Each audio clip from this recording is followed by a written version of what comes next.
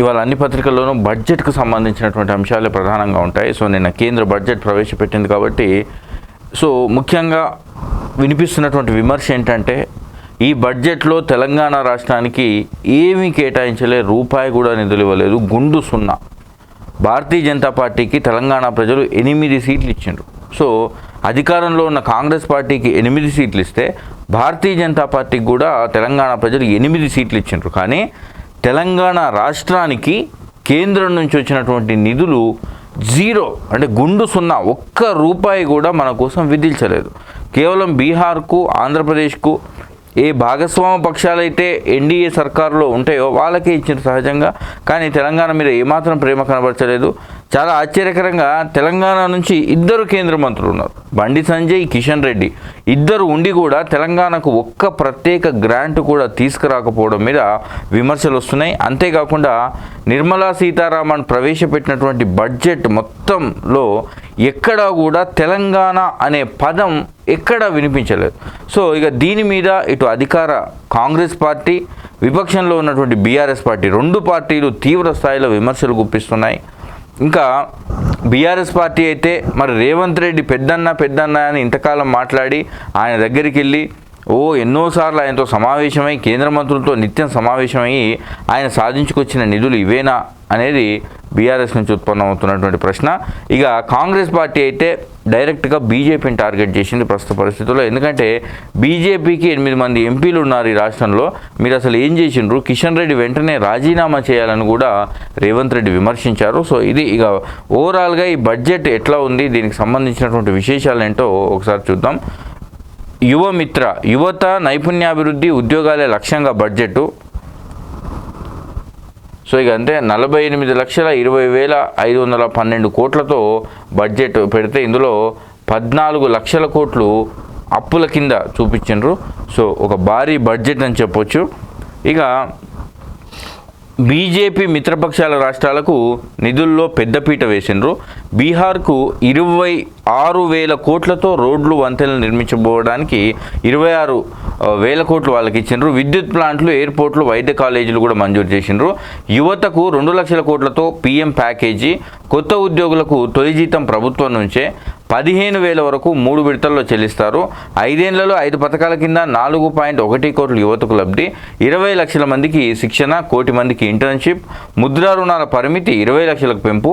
మహిళలకు stamp duty తగ్గించే వెసులుబాటు. ఇక వర్కింగ్ ఉమెన్ హాస్టళ్లు, కార్మికులకు డార్మిటరీలు. 10 లక్షల కోట్లతో పట్టణ పేదలకు 1 కోటి ఇండ్లు. ఇక ఎంఎస్ఎంఈలకు వరాలు, పారిశ్రామిక కారిడార్లు, రైల్వేలు, పెట్టుబడుల ఉపసంహరణపై ప్రస్తావన నో. ఇది ఇక బడ్జెట్కు సంబంధించినటువంటి వివరాలు. సో దీనికి ఆంధ్రజ్యోతి ఇచ్చినటువంటి లీడ్ ఏంటో ఒకసారి చదువుదాం. ఉరుముతున్న నిరుద్యోగ భూతం, పన్నులు కడుతున్నా మాకేమీ లేదంటూ వేతన జీవుల్లో తీవ్ర అసంతృప్తి. సంక్షోభంలో చిక్కుకున్న ఎంఎస్ఎంఈల యాజమాన్యాల్లో ఆందోళన. కేంద్రంలో సంకీర్ణ సర్కారు నడపాల్సిన రాజకీయ అనివార్యత. ఇందులో భాగంగానే బీహార్ నుంచి ఒకదాని తర్వాత మరొక డిమాండ్లు. లోక్సభ ఎన్నికల్లో ఎదురుదెబ్బ తగిలిన నేపథ్యంలో వచ్చే అసెంబ్లీ ఎన్నికలకు కొత్త ఓటర్లను ఆకర్షించాల్సిన పరిస్థితి. వీటన్నింటినీ బ్యాలెన్స్ చేస్తూనే సంస్కరణలు ముందుకు తీసుకెళ్లాల్సిన సంకట స్థితి. అందుకే మోడీ ఎవరి మాట వినరనే గత వైఖరికి భిన్నంగా ఈసారి బడ్జెట్లో సంకీర్ణ అనివార్యతకు రాజీ పడుతూనే సంస్కరణ పదాన్ని కొనసాగించారు. సంకీర్ణ మిత్రులను సంతృప్తిపరుస్తూనే యూత్ మంత్రం పఠించారు. ఎప్పట్లాగే మౌలిక వసతులకు పెద్దపీట వేశారు. జనాకర్షణ జోలికి వెళ్ళలేదు. ఇది పరిస్థితిగా ఓవరాల్గా బడ్జెట్ ఏంటంటే సాధారణంగా ప్రధాని నరేంద్ర మోదీ ఎవరి మాట వినడు. ఎప్పుడు వినడంటే ఆయన ఫుల్ మెజారిటీ ఉంటే ఆయన ఏం చేయాలనుకుంటాడో అదే చేస్తాడు. కానీ ఇప్పుడు ఆ పరిస్థితి లేదు. బీహార్, ఏపీ నుంచి ఒక తీవ్రమైనటువంటి ఒత్తిడి. మాకు మీరు కనుక బడ్జెట్లో కేటాయింపులు చేయకపోతే మేము ఎమ్మెల్యేలను ఉపసంహరించుకుంటామనే బెదిరింపులు వస్తాయి. కాబట్టి అనివార్య పరిస్థితుల్లో బీహార్కు, ఆంధ్రప్రదేశ్కు నిధులు కేటాయించాల్సి వచ్చింది.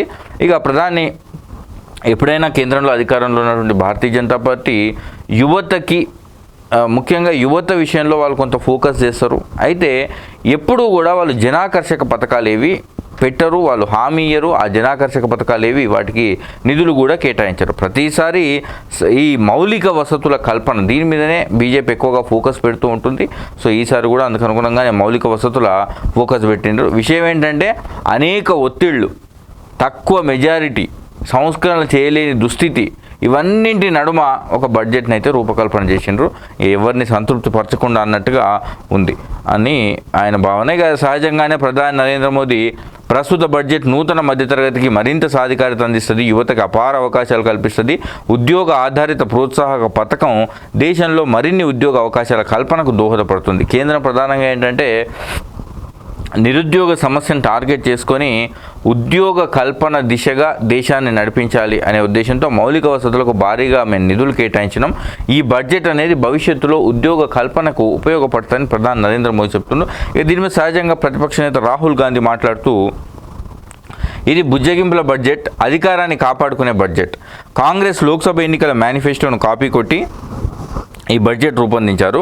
సంపన్న వర్గాలకు మేలు చేస్తూ సాధారణ పౌరుల సంక్షేమాన్ని పణంగా పెట్టారు అంటున్నారు. ఇక ఇది బుజ్జగింపుల బడ్జెట్, ఎందుకంటే బీహారు, ఏపీ కీలక రాష్ట్రాలు కాబట్టి ఈ రెండు రాష్ట్రాలను మెప్పించాలి అనే ఉద్దేశంతో తీసుకొచ్చిన బడ్జెట్ తప్ప ఇందులో ప్రజలకు ఏమాత్రం లాభం లేదంటూ మాట్లాడారు. ఇక ఇది తెలంగాణ విషయానికి వద్దాం. తెలంగాణకు సంబంధించి ఈ బడ్జెట్లో ఏమైనా మనకు ఉందా అనేది చూస్తే తెలంగాణకు నిల్. మనం ఇందాక చెప్పుకున్నట్టుగా తెలంగాణకు పెద్ద గుండు సున్నా పెట్టిండ్రు, ఒక్క రూపాయి కూడా తెలంగాణకి ఇవ్వలేదు. ఒక్కదానికి ప్రత్యేక గ్రాంట్ ఇవ్వని వైనం పాలమూరు రంగారెడ్డికి పైసా ఇవ్వలేదు. ఇతర పథకాల కింద 60% నిధులు ఊసులేదు. 2 పారిశ్రామిక కారిడార్ల ప్రస్తావన కరువు. వెనుకబడిన జిల్లాలకు 2250 కోట్ల నిధులు ఎక్కడ? రైల్వే కోచ్ ఫ్యాక్టరీ, స్టీల్ ప్లాంట్లది పాతకతే. గిరిజన వర్సిటీకి నిధులు లేవు, ఐఐఎం మాటెత్తలేదు. ముఖ్యమంత్రి రేవంత్ రెడ్డి దస్త్రాలు తీసుకొని పోయి ఇక కారిడార్ల గురించి అడిగిండు, పాలమూరు రంగారెడ్డికి ఎత్తిపోతల పథకానికి అడిగిండు, గిరిజన వర్సిటీకి నిధులు ఇవ్వమని అడిగిండు. గిరిజన వర్సిటీకి మేము నిధులు ఇస్తామని గతంలో ప్రధాని నరేంద్ర మోదీయే హామీ ఇచ్చిండు. ఇన్ని జరిగినా తెలంగాణకి ఈ బడ్జెట్లో మాత్రం నిల్ పర్ఫార్మెన్స్, అంటే ఒక్క రూపాయి కూడా మనకు విధించలేదు అనేది అర్థమవుతుంది. సో దీని మీద సహజంగానే ముఖ్యమంత్రి రేవంత్ రెడ్డి స్పందించారు. కుర్చీ బచావో బడ్జెట్, అందుకోసమే ఏపీ బీహార్లకు నిధులు. ఇది ప్రధానికి గౌరవం కాదు. బడ్జెట్లో తెలంగాణ పదమే లేదు. ఇదే వివక్ష కొనసాగిస్తే తెలంగాణలో బీజేపీకి నూకలు చెల్లుతాయి. కిషన్ రెడ్డి రాజీనామా చేయాలి. ముఖ్యమంత్రి రేవంత్ రెడ్డి నిప్పులు.